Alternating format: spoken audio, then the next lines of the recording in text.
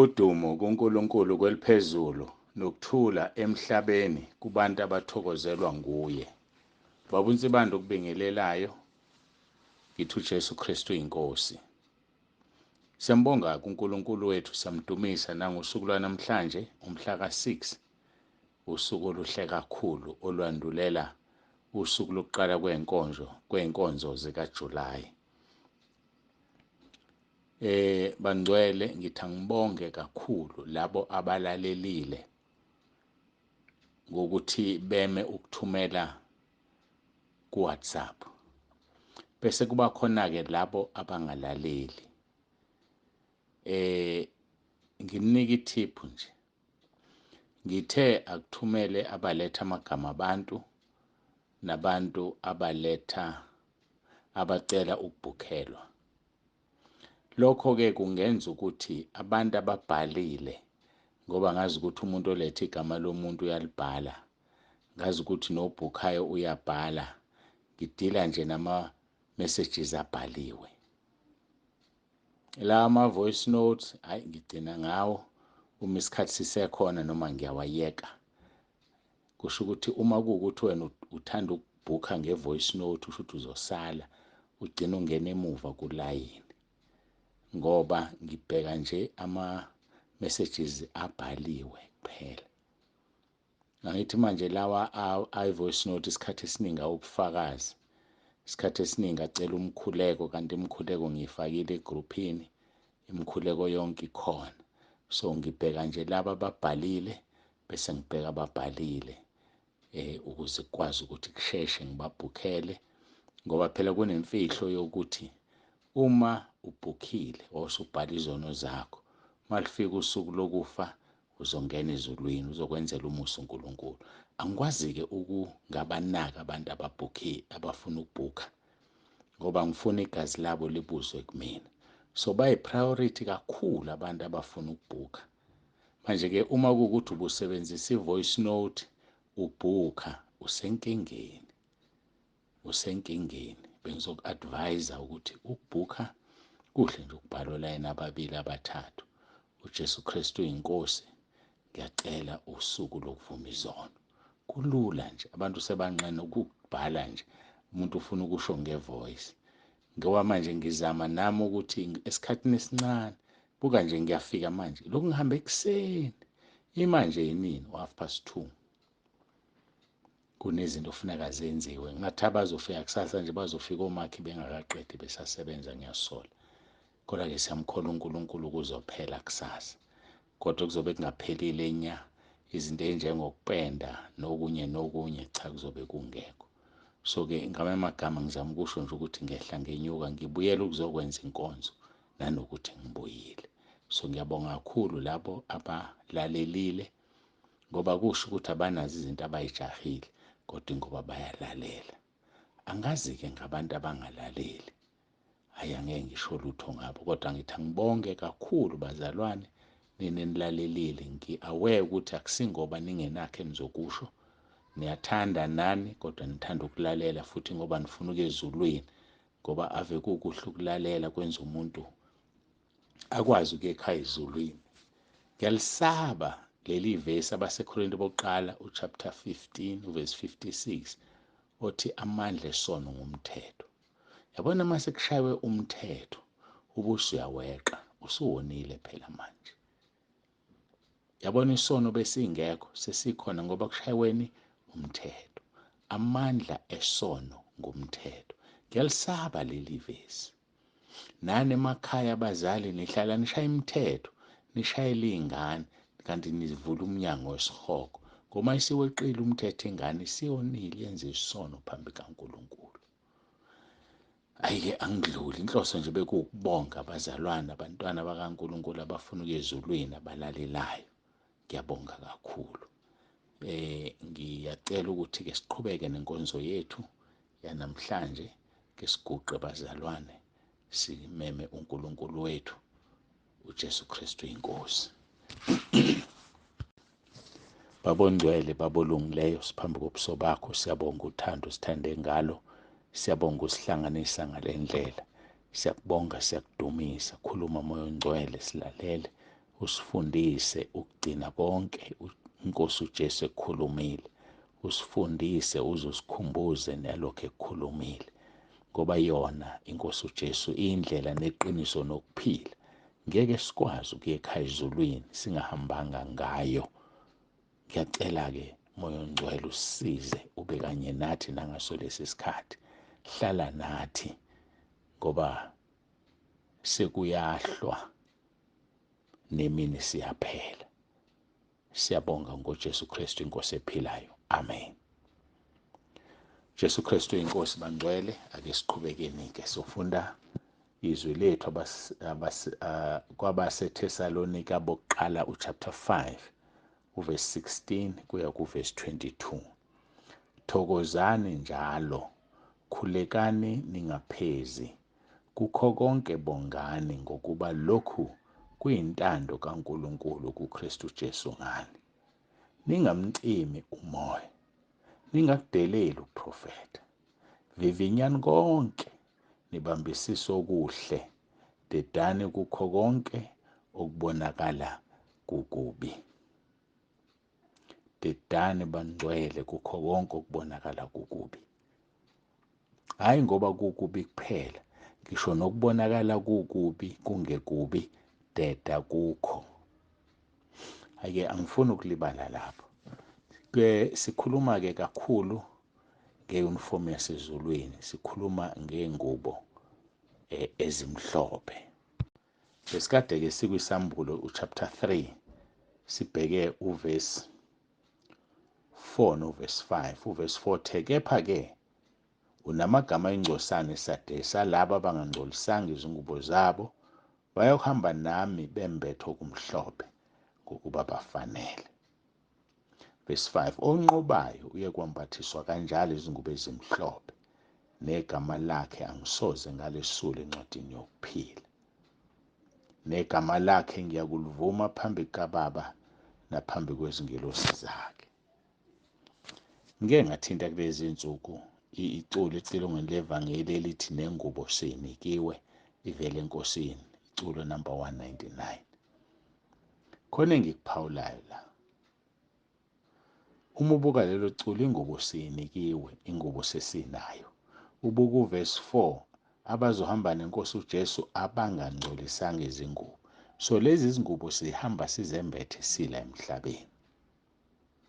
Uverse 5 akaphikisi uverse 4, uthi onqobayo yokwembathiswa kanjalo izingubo ezimhlophe. Hhayi ukuthi yokwembathiswa esedlule kulo mhlaba. Kusho ukuthi immediately unqoba uyambathiswa, uqhubeke nokunqoba umbathiswe. Kodwa uma uqale wona iyangcola le ngubo. Angeke isakhishwa kodwa iyangcola. Bese uyayiklina kuphi? Egazini lewundlu. Yakhumbula isambulo 7. Sadlula kuso naso isambulo 7. Esikubeka kucace mayibuzwa kuthiwa wobani laba. Kuthiwa laba abambethe ingubo ezimhlophe bangobani, bavelaphi? Nkosi yami, kuwo waziyo, usho njalo umpostoli. Laselithi elinye lamalunga, labo yibo abaphuma osizini olukhulu, bahlanza izingubo zabo bazenza zabamhlophe egazini lewundlu. Ezwa-ke ziyahlanzwa. Ngamanye amagama sonke esizibiza ngabantwana bakaNkulunkulu sesiyembethe ingubo, sinayo. Kodwa ubusisiwe oyilondayo. Isambulo 16 uverse 15, bheka ngiyeza njengesela. Ubusisiwe olindayo alonde izingubo zakhe, ukuba ngabi ngohambaze baze balibone ihlazo lakhe. Iyalondwa ingubo, ilonde mntakababa, ngokuthi uma iqala ingcola uyihlanze egazini lewundlu, uyenze ibe mhlophe. Ngoba abazohamba neNkosi uJesu abangangcolisanga izingubo zabo, abazembathiswe immediately benqoba, ngoba onqobayo yokwembathiswa kanjalo izingubo ezimhlophe, negama lakhe angisoze ngalisula encwadini. Ngakho siyanqoba usuku nosuku. Ukunqoba khona okosuku olulodwa usuku nosuku, ihora nehora, iminithi neminithi, isekendi nesekendi siyanqoba ukuze siyigcine imhlophe ingubo yethu. Makukhona la unqotshwe khona, phuthuma uyigeze ngoba idinga ukugezwa le ngubo. Bengidlula lapho ngoba khona okuphawulekayo ngoba le ngubo yethu injani, idinga ukugezwa. Besikade-ke sikuLuka chapter 10, ngathi ngicabanga ukuthi sizoqhubeka khona. Lithi izwi lenkosi, babuya-ke abafundi ababethunyiwe bejabule abangama-70, bathi, Nkosi, namadimoni asithobela ngegama lakho. Ukuthotshelwa amadimoni akukungenisa ezulwini. Wayesethi uJesu, ngabona uSathane ewuwa ezulwini njengonyazi. Bhekani, ngininikile igunya lokunyathela izinyoka nawofezela, naphezu kwamandla onke esitha, anisoze noniwa lutho. Sinikiwe igunya, kodwa uthola umntwana kaNkulunkulu uyahlulwa. Umntwana kaNkulunkulu uhlulwa amaphupho angcolile. Umntwana kaNkulunkulu uhlulwa ulimi, uyahleba. Umntwana kaNkulunkulu kuphuma inhlamba emlonyeni wakhe. Omunye ayisaphuma emlonyeni, iphuma ngenhliziyo, uyathuka. Kukhona abathi bekhuleka kube kunevoice ethuka uNkulunkulu ngaphakathi, bethi yakhuleka umzalwane. Kube kunevoice ephikisa lento ayithandazayo aze adideke, omunye athi ekhuleka azumeke alale. Ingozi embi leyo kumntwana kaNkulunkulu, ngoba sinikiwe amandla onke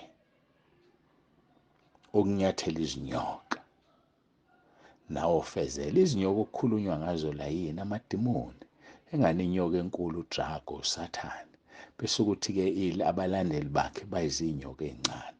Sinikiwe-ke igunya lokunyathela izinyoka nawofezela, naphezu kwamandla onke esitha. Onke amandla esitha sinikeze ukwanyathela. Uthi uJesu, anisoze noniwa lutho. Yini wena woniwe? Yini woniwe? Ukuthi awusoze woniwa lutho akusho ilingo ngeze bebikho. Ilingo zingozoba khona, kodwa wena kufanele wenzeni? Unqobe zingakoni. Kuthi makufanele kube nento ekucasula, uvela ungacasuki bese uyahleka. Ukungoniwa yilutho-ke lokho. Athi uma umuntu ekuhlukumezile enze into, wena ungahlukumezeki. Hayi, angazi uma uyangizwa yini. Ungahlukumezeki, kodwa ubuhlukunyeziwe, ngoba wena uphiwa amandla negunya lokunyathela izinyoka nofezela, naphezu kwamandla onke esitha uphiwe. Uthi uJesu, awusoze woniwa lutho, kodwa phezu kwakho konke ukuphiwa igunya namandla, thina masithokozele ukuthi igama lethu lilotshiwe. Angithi uJudas Iscariot naye wathunywa nalaba bafundi. uJudas Iscariot naye wanikwa igunya lokunyathela izinyoka nofezela. uJudas Iscariot waphiwa amandla phezu kwakho konke. Okubuhlungu yilokhu ukuthi abafundi babuyela emuva, bamshiya uJesu. Benikwe konke lokhu okugcwaliswa amazwi akhe, ukuthi ngisho singanikwa igunya lokunyathela ufezela, singanikwa igunya lokunyathela uSathane, sikhipha amadimoni, siphilise abagulayo. But lokho akukhona okuzosingenisa ezulwini. Okuzosingenisa ezulwini ukuthi igama lilotshiwe yini encwadini yokuphila. Buka laba bafundi, wathi mayikhuluma uJesu kuJohn chapter 6 ethi odla igazi lakhe, odla inyama yakhe, aphuze igazi lakhe nokuphila okuphakathi, bacasuka, bamfulathela, bamshiya, kwasala abayi12. Wababuza uJesu wathi, nani nifuna ukumuka na? Kwaphendula iqhalaqhala eluPetro lathi, singayaphi Nkosi, ngoba amazwi okuphila onke akuwo. Ngisho laba bafundi abaphindela emuva yibo laba ababenikwe igunya. Laba bafundi abaphindela emuva yibo laba baphiwa amandla phezu kwakho konke okwenziwa yisitha, bathi babuyele emuva. Ngakho-ke ukushumayela akuyona igaranti yokuthi uzongena ezulwini. Lokho engikwenzayo mina akungigaranti ukuthi ngizongena ezulwini. ukushumayela ekhaya lezwi. No. Ukhipha amadimoni, khulekela abantu basinde. Akusho ukuthi ngizongena ezulwini. Okuzongenisa ezulwini ukuthi lilotshiwe yini igama lami encwadini yokuphila. Ngoba kungenzeka umuntu azenze lezi zinto kanti igama lakhe alilotshiwe. Kungenzeka omunye lilotshiwe azenze lezi zinto kanti selesuliwe. Bakithi. Selesuliwe ngoba liyasulwa. Alilotshwa, kade lalotshwa, liyesulwa. Hayi, isikhathi sesilimele. Angigudlukanga, bengithi ngizoqhubekela phambili sibuke ukuthi alotshwa nini amagama. Ngabona uSathane ewezulwini njengonyazi, usho njalo uJesu verse 18. Bhekani, ngininikile igunya lokunyathela izinyoka nawufezela naphezu kwamandla onke esithi, anisoze noniwa lutho. Nokho ningathokozi ngalokhu kokuthi omoya banithobela, kepha thokozani ngokuthi amagama enu alotshiwe ezulwini. Ngokuvuma kwenkosi sisiyotholana enkonzweni yokuqala ey'nkonzo zikaJulayi ezongena ngo-4 ntambama kusasa mhla ka-7. uNkulunkulu abe nawe, uNkulunkulu akusikelele, asiguqe sibonga. Baba, siyabonga ngakho konke sesikuzwile. Ngiyacela ubusise ilona loyo lalele manje ngegama lenkosi uJesu Kristu ophilayo. Udumo lonke silinikeza wena. Amen. Jesu Kristu inkosi, ube nentambama enhle.